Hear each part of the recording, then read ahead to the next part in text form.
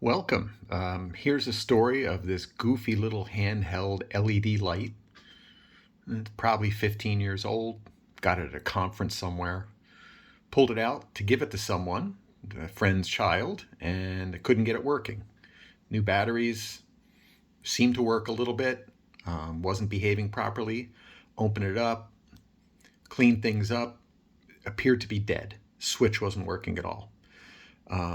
So I started fooling around, traced out some of the circuit, and it turns out that the switch was pulling the microcontroller input to ground. It's clearly wired to the negative terminal of the battery.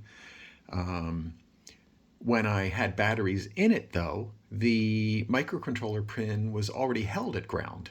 So it wasn't floating high and then pulled low by the switch, which made no sense to me.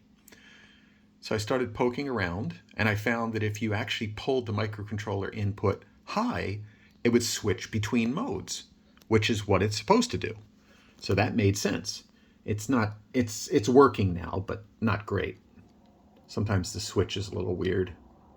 It's one of these contact switches with the carbon pad, so sometimes it doesn't work, and there's about 7 different flashing modes on the thing. Different rates, different flashes, front to back, back to front. Anyhow, it's being difficult. Still not working quite right. And I fooled around forever.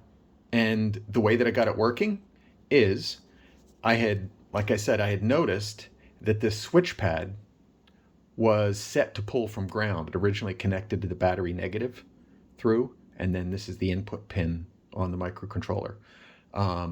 And pulling it low didn't do anything. It already was low. And I couldn't find any faults anywhere on the board.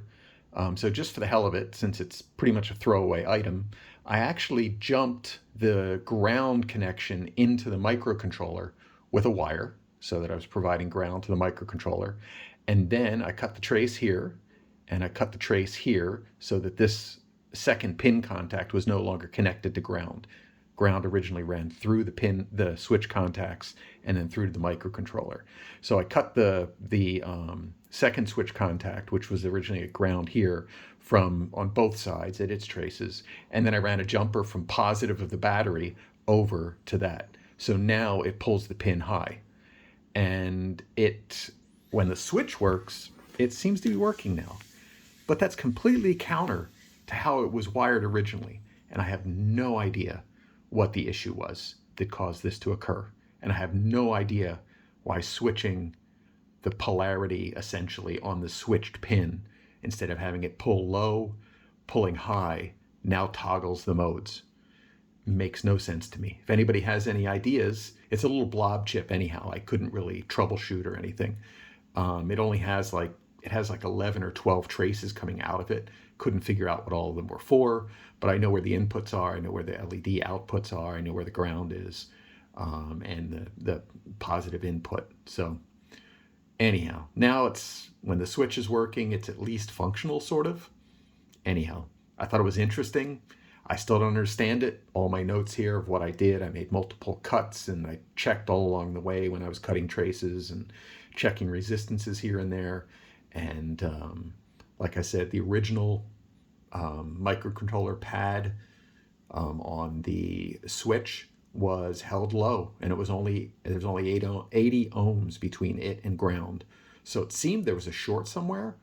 At the moment, all I can think of was there was a short somewhere along the trace that I cut out, but that still doesn't explain why pulling high and pulling low is opposite, I don't think, unless there's something I don't understand, which is entirely possible.